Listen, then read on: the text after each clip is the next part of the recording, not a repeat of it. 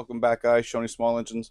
Have this HRX217 that sat over the winter with fuel in it, and as you can see, I can get it to start, but it runs pretty poorly, surging pretty bad. Doesn't stay running very long. So let's show you a couple things here to look for, and then show you how to fix this problem.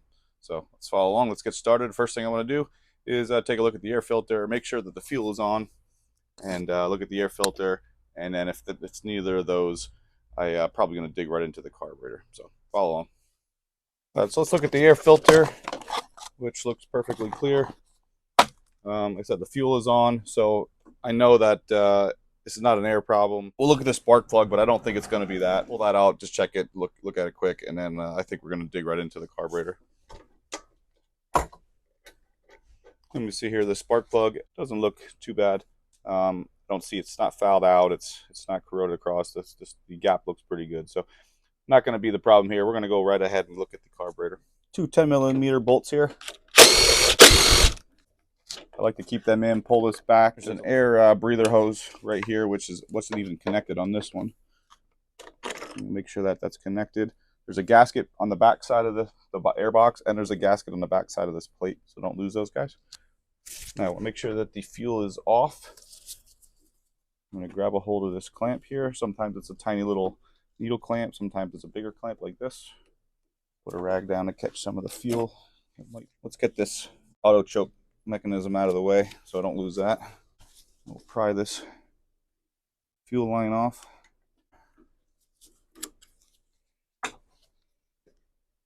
Now we'll come around to the top, and we have the governor arm and the governor spring, and that's how you get your carburetor off. Okay, and we'll take this carb up to the bench, and we'll dig in, make sure it looks nice and clean in there. We'll drain some of the fuel out. If that fuel has been sitting in there a while, we're going to want to empty the tank and get some fresh stuff in there as well. Take the drain bowl off. Do that over top of the fuel.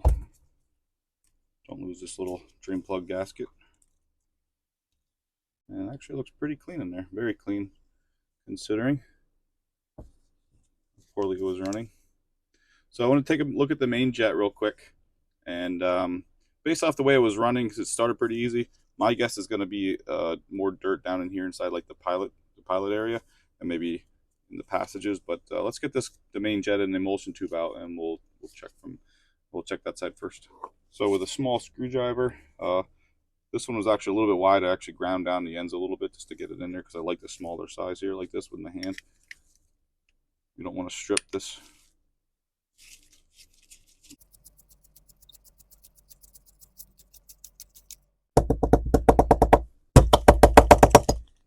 There we go. So here's our emulsion tube. We can see through that pretty easily. Little small holes on the sides. We can also see through those. So that's nice and clean. Main jet, I can see through that as well, although I'm going to run my torch tip cleaner through that a few times just to make sure it's nice and clear. So we actually have a little bit of dirt come out of there.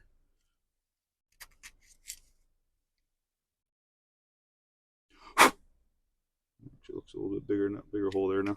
We did have a little bit of dirt in there. There we go. Okay, so that could have been a problem.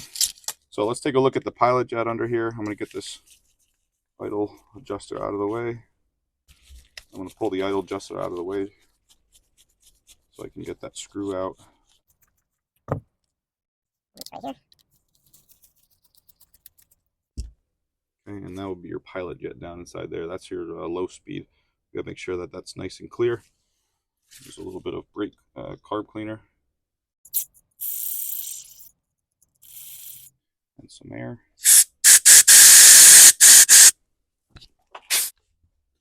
I'm also going to spray a couple of these passages. Good. So other than a little bit of dirt on that, I couldn't tell if there's any dirt in there, but it did clear pretty fast. Other than the dirt on that main jet, I didn't see too much. I'm going to check to make sure that the bowl is working. Okay, that's sealing like it's supposed to. So I'm going to drain some of the fuel, see what the old fuel looks like in the gas tank, and then we'll go ahead and put things back together. Probably just because a little bit of dirt in there was slowing down the idle there and making it surge. All right, I want to drain some of this fuel and take a look at what it looks like.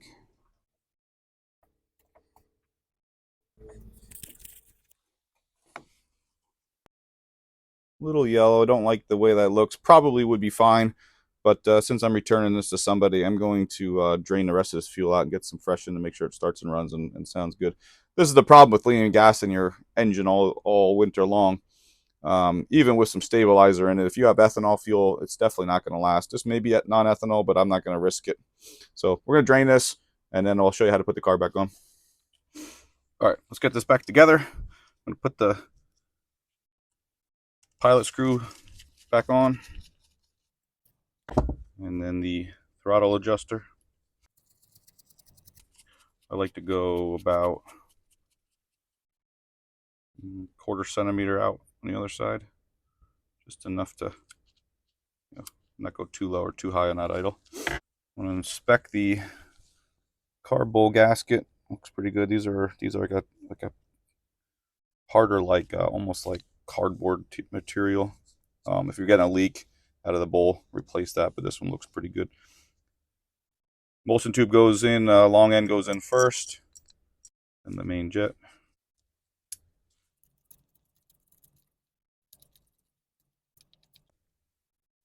Our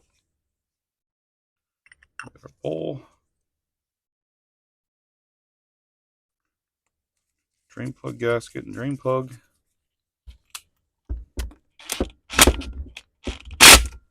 Okay, make sure you don't over tighten that. You could definitely strip that. And we're ready to put it back on the machine. All right, we'll start by getting the governor arm on. And then the spring. Okay, and then we'll get the fuel line on. Apologize, this is hard to see because this plate's in the way. Kind of hate this setup by Honda, but nothing I can do about it. Fuel line and the hose clamp. If your engine runs and it doesn't, it either doesn't start, that's one thing it could be, or if it starts and stays running pretty poorly. Check out my other videos. I'll show you how to replace that. I have a video in there of a Husqvarna that doesn't run very well. So we got a gasket here. The gasket goes up against the block here. This stuff is so hard to hold together. I hate this part. Just the way it is. Just going to keep it in place temporarily. Again, remember the gasket behind the airbox, and then the gasket right behind right here. So once we get this started, then we'll line up everything else behind it. So I have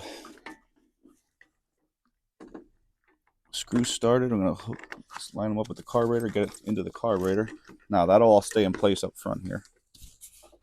When putting this together I forgot to put this gasket in, which goes right here. Without that, we're going to have a problem keeping this thing running. Once we get back here to the auto choke, get it started into the auto choke. And then we just need our last gasket. There we go.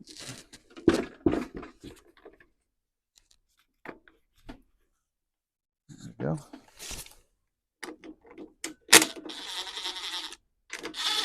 Just want to get those started. Just want to get the breather hose on, which is always a challenge. Can't really show this getting done, but I'm just grabbing the breather hose with a pliers, needle nose, and hooking it up to the back of the air hose nipple in the back there. All right. Now we'll close this down. Make sure you don't cross thread that. Make sure that that moves. I just want to get some fresh fuel in here and see if we can get this thing to fire up. Give it a second to fill.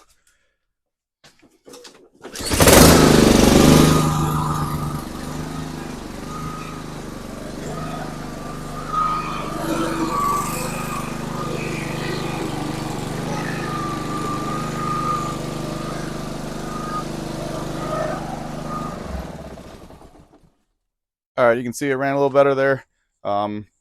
These things are going to run a little bit on the lean side because as soon as you engage the blade, it bogs the motor down just a little bit, and then it smooths out much better. But yeah, not much to it. Just the main jet, some dirty gas in there. Seems to be running pretty good. Made sure that pilot system was nice and clean. So if you got any questions, hit me up in the comments. Check out my other videos, and I'll catch you guys next time. Thanks for watching.